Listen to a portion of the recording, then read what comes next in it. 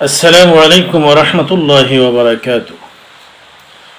প্রিয় দিনী ভাইরা, সকলকে স্বাগত জানাচ্ছি যারা লাইভটি দেখছেন এবং ভবিষ্যতে দেখবেন। আজকে গুরুত্বপূর্ণ একটি বিষয় সম্পর্কে আপনাদের সাথে আলোচনা করার ইচ্ছে পোষণ করেছি। কোরবানি আল্লাহ রাব্বুল আলামিন থেকে প্রাপ্ত এই উম্মার জন্য সবচেয়ে বড় একটি ইবাদত। এটি শুধুমাত্র নিছক একটি গরু জবাই করা বা গোশত খাওয়া এমন নিছক কোনো আনুষ্ঠানিকতার নাম নয়। কুরবানি আল্লাহ রাব্বুল আলামিনের পক্ষ থেকে এই মুসলিম উম্মার জন্য এক ধরনের একটি পরীক্ষা এবং তাকওয়ার পরীক্ষা। কারণ কুরবানির মাধ্যমে আল্লাহ সুবহানাহু ওয়া তাআলা যাচাই করেছেন, পরীক্ষা করেছেন হযরত ইব্রাহিম আলাইহিস সালাতু ওয়াস সালামকে। কুরআনুল কারীম যেভাবে বর্ণনা করেছে যে ইয়া বুনাইয়া ইন্নী আরা ফিল মানামি আন্নী আযবাহুকা ফানজুর মাযা তারা, হে আমার প্রিয় বৎস, আমি দেখেছি স্বপ্নে তোমাকে জবাহ করেছি, তোমার কি মতামত আমাকে জানাবে।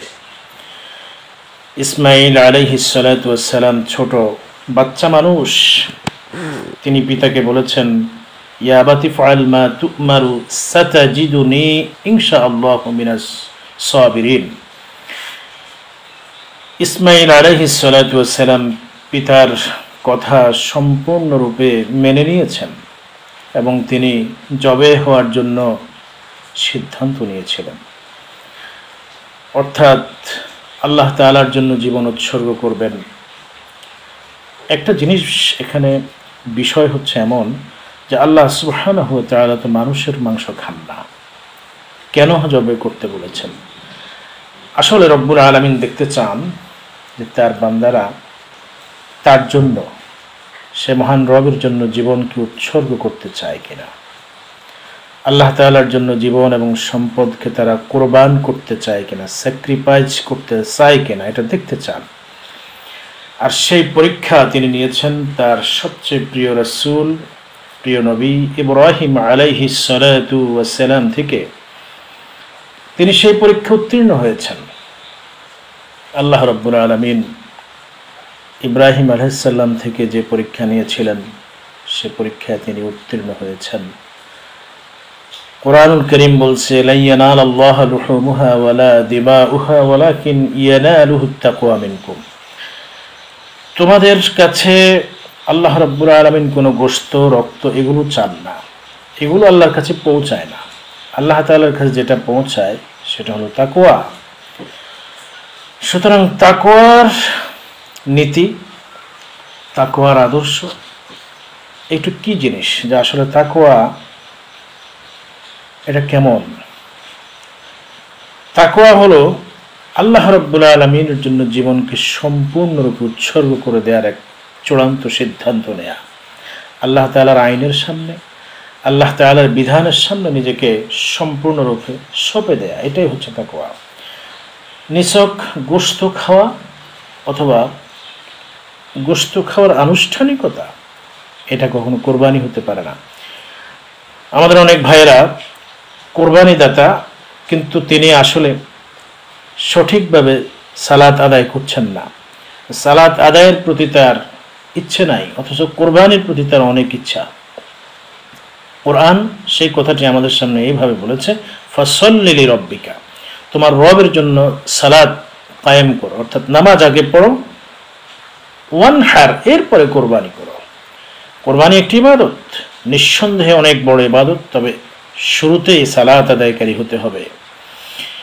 এই কোরবানি আমাদেরকে আত্মত্যাগ এবং নিষ্ঠার শিক্ষা দেয়। আত্মত্যাগ কতটুকু আমরা নিজেদেরকে আল্লাহ তাআলার জন্য প্রস্তুত করেছি, নিজেকে ত্যাগ করার জন্য। একটা পশু তার জীবন সে শেষ করে দিচ্ছে, ধারালো ছুরির নিচে তার জীবনকে সে শেষ করে দিচ্ছে, একটা পশু। আমরাই তাকে জবাই করছি। এটা একটা সিম্বলিক বিষয়, একটা প্রতীকী বিষয়।